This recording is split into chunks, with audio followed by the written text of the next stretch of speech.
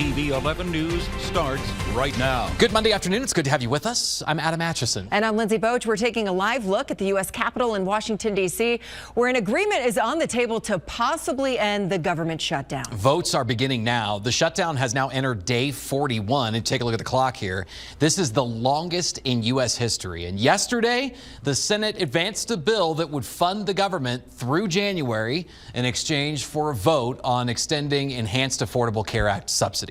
We're taking a live look right now at the U.S. Senate floor. They are voting whether or not to bring it into consideration. There are a lot of moving steps happening with the government shutdown, especially within the past hour or so.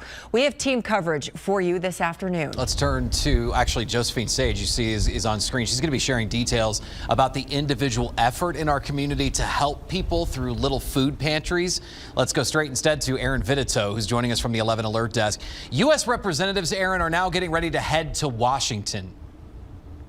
And Speaker Mike Johnson says he wants a vote on this as soon as possible. I'm also keeping an eye right now on the vote from the Senate. At the moment, 41 yay, 16 nay. As far as the U.S. House goes, according to their schedule, they are adjourned until Wednesday, but that is subject to change with representatives ready to head to Washington right now, including our own representatives in Southern Colorado, Jeff Crank, Jeff Hurd, Brittany Pedersen, and Lauren Boebert. I reached out to all four today. I heard from Jeff Crank earlier today. He tells me in part, quote, Senators Bennett and Hickenlooper have continuously voted to keep the government closed and block pay for our troops and federal workers. He continues, thankfully, we are starting to see the light at the end of the tunnel. I look forward to returning to Washington, D.C. and voting once again to fund the government and pay our troops and federal workforce. I also just heard from Representative Pedersen, who says she's ready to return to Washington, D.C. as well.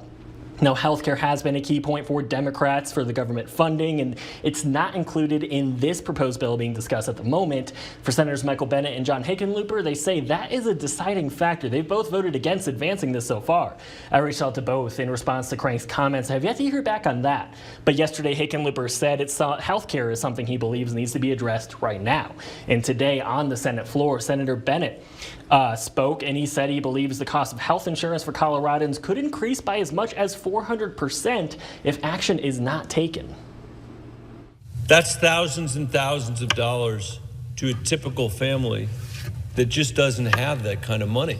You tell me, is it 20 million, 25 million people that are either losing their health care coverage or their premiums are going up dramatically? They're getting no relief out of that bill. And Senate Majority Leader John Thune has promised a vote on extending Affordable Care Act subsidies in December as part of this deal. If this passes the Senate, it goes to the House of Representatives before it heads to the president's desk for a signature. Guys, back to you. Yeah, we'll be tracking that all week long as it continues. Aaron, thank you. We'll have more details about the government shutdown and all the changes.